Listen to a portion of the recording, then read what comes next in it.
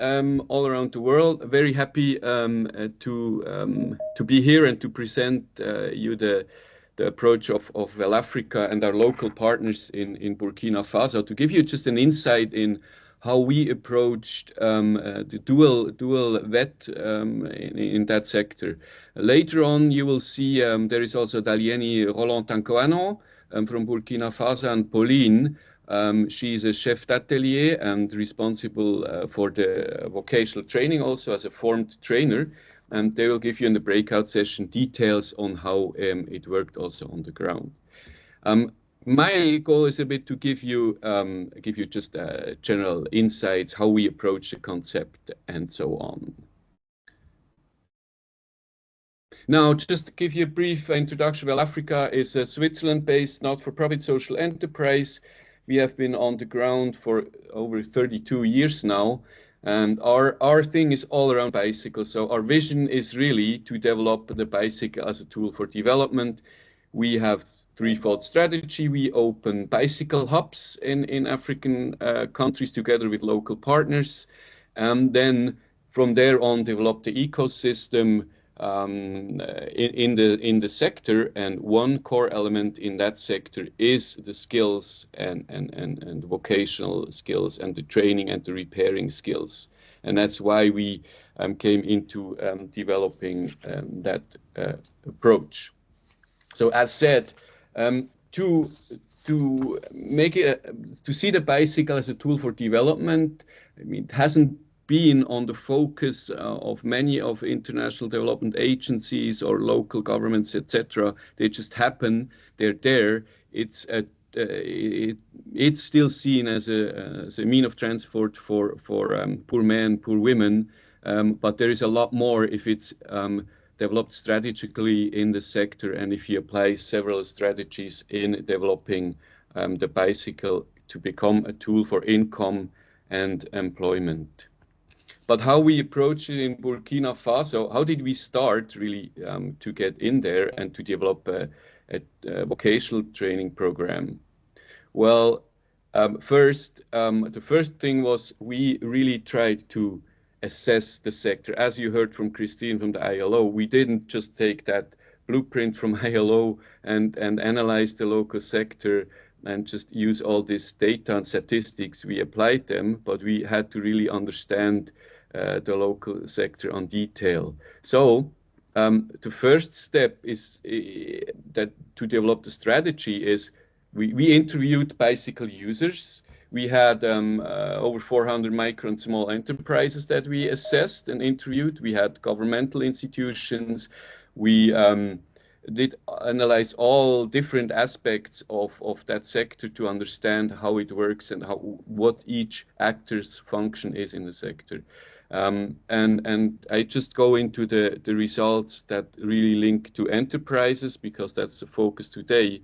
So one important aspect was that we know it's small and micro. There's 1 to 2 staff. There is some that are a little bit bigger, but that's the general size. Education level, there is the majorities had or still have no official primary level or certificate. So that is a fact that you have to understand when developing curriculums, etc., and also maybe develop alphabetic approaches. Now the majority, almost 90% of those enterprises have no legal regulatory status. So, but they're there since many years and they're part of the local economy. We have heard from ILO what the size of the informal sector has also in workforce in sub-Saharan African countries. And what also is important to know, there is not a real professional association or business association existing. There was 1 or 2, but they don't have a very strong lobby towards local governments or even at the national level. So that were the facts that we, from there on, try to develop our program.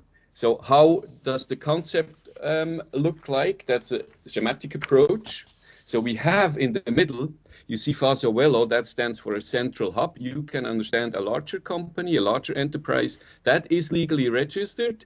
And that's what we do in all the countries that we work. We have those hubs, and they are like the center hub for all the bicycle activities, for sales, for trainings, etc. So that's the entry door. So we had to have this entry door and get registered as being a training center and being allowed even to do those trainings. What you see around is just schematic. That's the Espace de Formation. Those are local companies. They're like local enterprises that are a little bit more outstanding on skills level already. So we had to identify them out of our study. They have also pioneers there that are really, really engaged in developing the sector.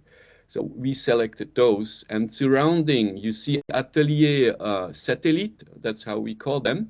Those are the really the small workshops, and those of you who have been traveling to those countries or working in those countries know that those roadside workshops where a lot of repairs are done for bicycles or even motorbikes, that's the ones. And there you have also apprentices, as we heard, as they are defined by ILO also as apprentices. So that is the core system, how we entered, and that's where we entered with the strategic approach.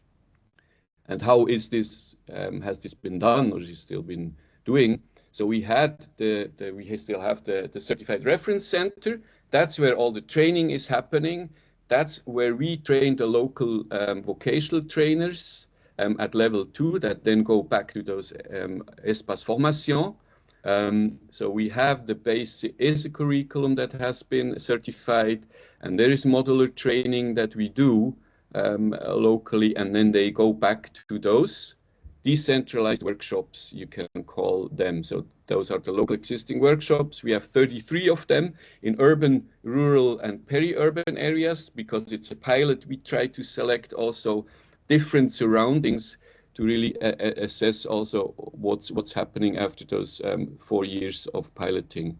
There's the trainer doing the training, and there's the tool and the equipped workshop.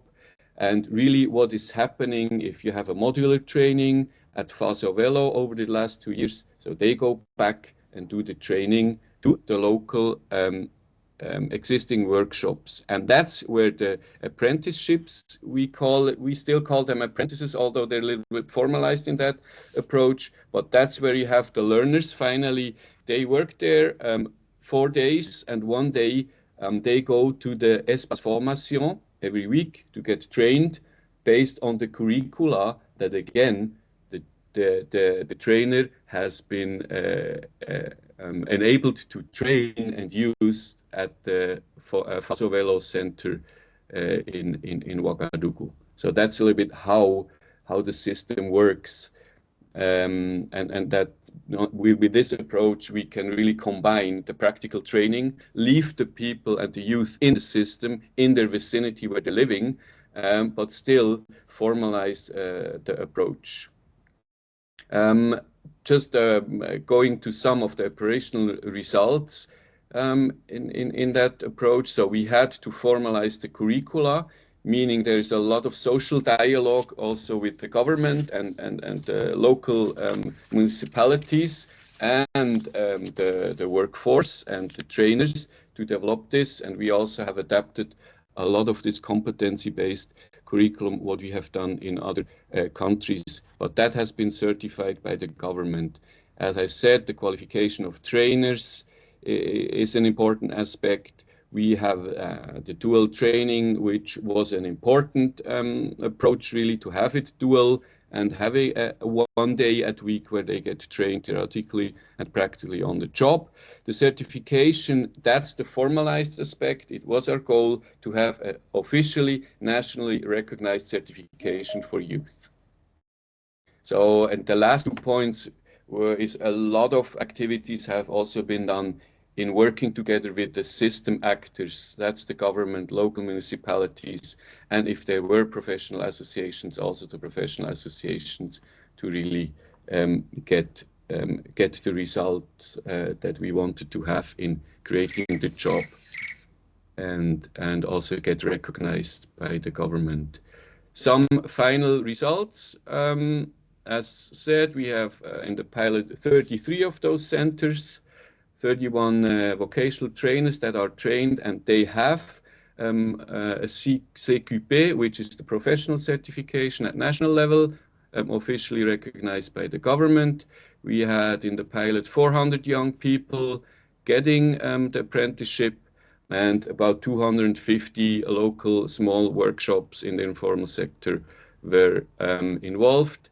And as also maybe again linked a little bit with what Christine was saying about the ILO, we always focus not only on how many can we train and how much, but what are results on the legal, on the institutional level that things get formalized. So those are some of the results on that level, as said, the CQP and the CQP, that they get examined by the government and have officially recognized their certification and their apprenticeship. Yes, final challenges. We might have more also on detail in the breakout session. You know, of the context in Burkina Faso is very challenging on security level, socioeconomic level.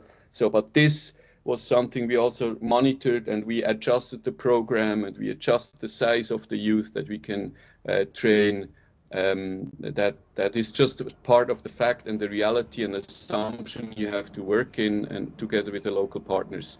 And the realities of the informal sector, as said, they're just the ones that are there, and that's how you see and work with and see what is possible and what is not possible. There's interesting details about this also when doing data collection or working on contracts with youth and the small enterprise and their families, but that's something maybe that might be interesting also for the breakout session.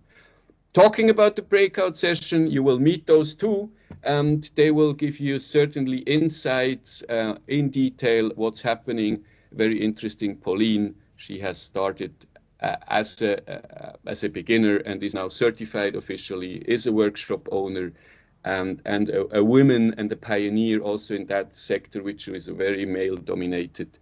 And that will be very interesting, and it will be in French though, but looking forward to exchange with you. As well, Roland is the overall supervisor there and has a lot of expertise.